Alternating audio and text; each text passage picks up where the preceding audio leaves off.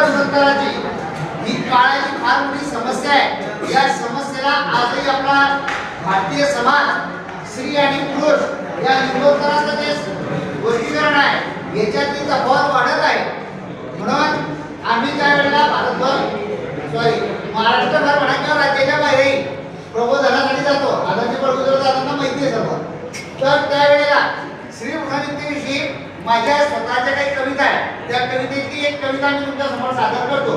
प्रत्येक जण माझ्याशी सहमत असेल तसं नाही, पण ते माझे वैयक्तिक विचार आहे. समाजाचं प्रबोधन करण्यासाठी या गोष्टी समाजाच्या पुढे आल्या पाहिजे म्हणून मी तुमच्या समोर कविता सादर करतो. महाराष्ट्राला वैभव दिलं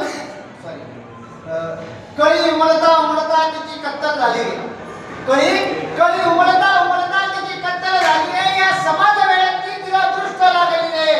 कसा विसरलास तू त्या जिजाईला रे, जिच्या मार्गदर्शनाने शिवा घडला रे. कळी उमलता उमलता तिची कत्तल झाली रे. या समाज वेळेची तिला दृष्ट लागली रे. कसा विसरलास तू त्या सावित्री आईला रे, जिच्या पाठबळाने हा ज्योतिबा जगला रे. जिच्या पाठबळाने कळी उमलता उमलता तिची कत्तल झाली. कळी उमलता उमलता तिची कत्तल झाली रे. या समाज वेळेची तिला दृष्ट लागली रे. कसा विसरलास तू त्या रमाईला रे, जिच्या भक्कम साथीने माझा भिवा जगला रे. अरे कळी उमलता उमलता कळी उमलता उमलता तिची कत्तल झाली रे. या समाज वेळेची तिला दृष्ट लागली रे. कसा विसरलास तू तुझ्या आई वडिलांना, आपल्या आईच्या पाठबळाने आपला बाप जगतो रे.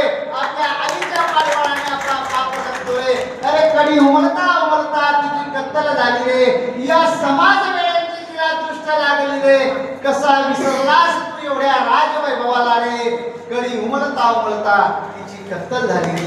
कळी उमलता उमलता तिची कत्तल झाली रे. मित्रांनो, श्री गुणनित्यविषयी हेमामातेविषयी आणि सर्व शिवरायांच्या कुटुंबातील सदस्यांना नतमस्तक होणे गाणं मी सादर करतो. कविता. कळी महाराष्ट्राला वैभव दिलं शिंदखेडच्या त्या कन्येनं.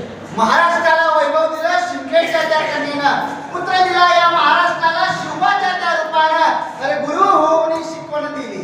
अरे गुरु होऊन शिकवण दिली शत्रूशी लढण्याची. अरे स्वराज्याची दिशा दावली शिवबाच्या त्या नजरेला.